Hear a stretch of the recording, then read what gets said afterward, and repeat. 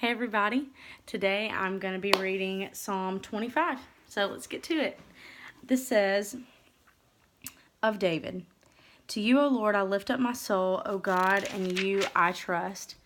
Let me not be put to shame, let not my enemies exult over me. Indeed, none who wait for you shall be put to shame. They shall be ashamed who are wantonly treacherous.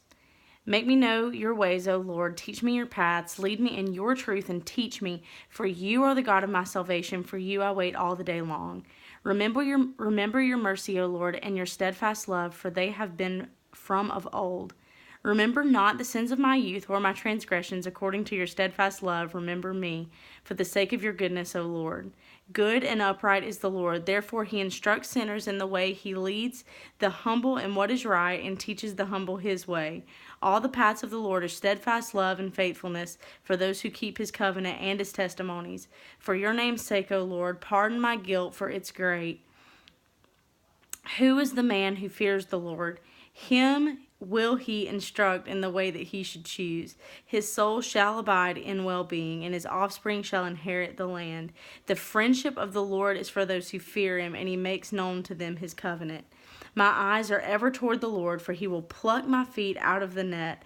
Turn to me and be gracious to me, for I am lonely and afflicted. The troubles of my heart are enlarged. Bring me out of my darkness. Consider my affliction and my trouble, and forgive all my sins. Consider how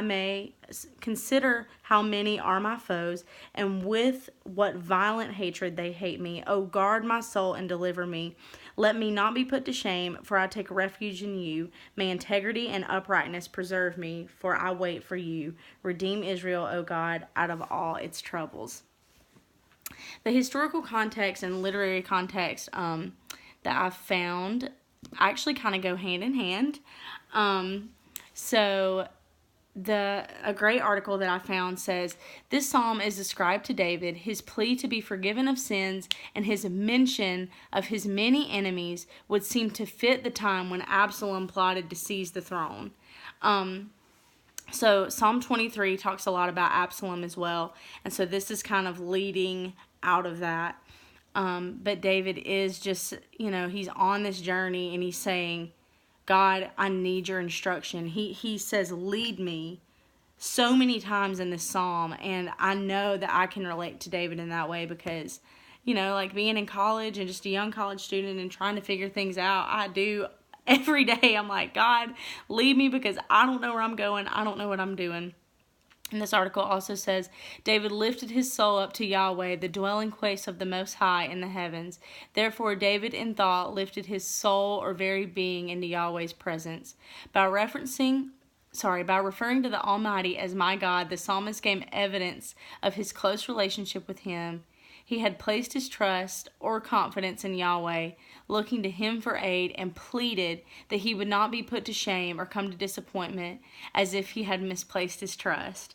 And that kind of leads me to the elements of structure. So the elements of structure are very interesting in this psalm to me.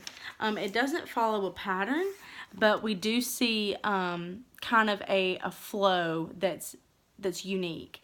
So in the first kind of couplet, I guess, not couplet, but like triplet, there are 3 verses that we see.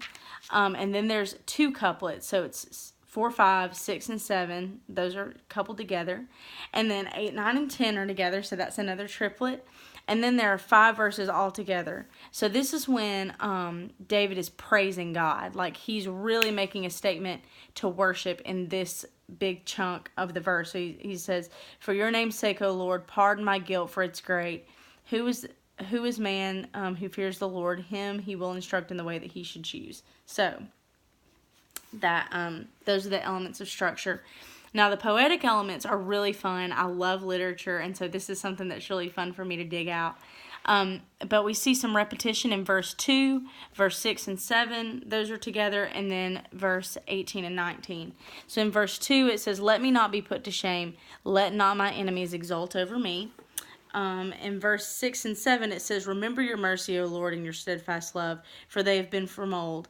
Remember not the sins of my youth or my transgressions. So he's making that repetitive statement to the Lord.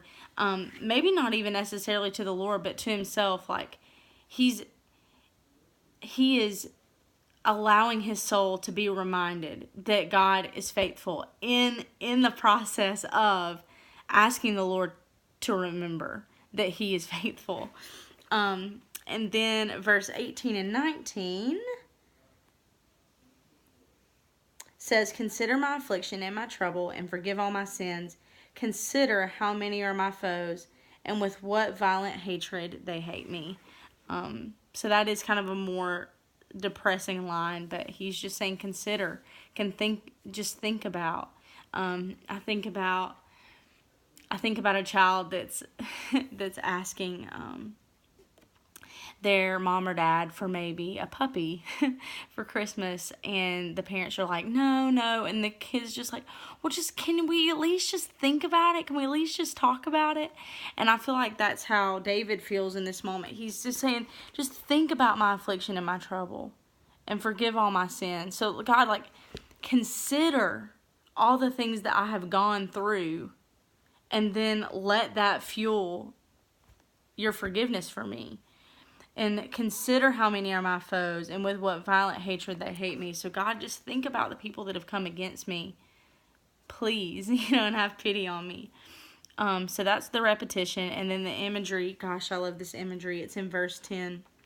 It says, all the paths of the Lord are steadfast love and faithfulness. Like, to imagine that we can walk on a path of love and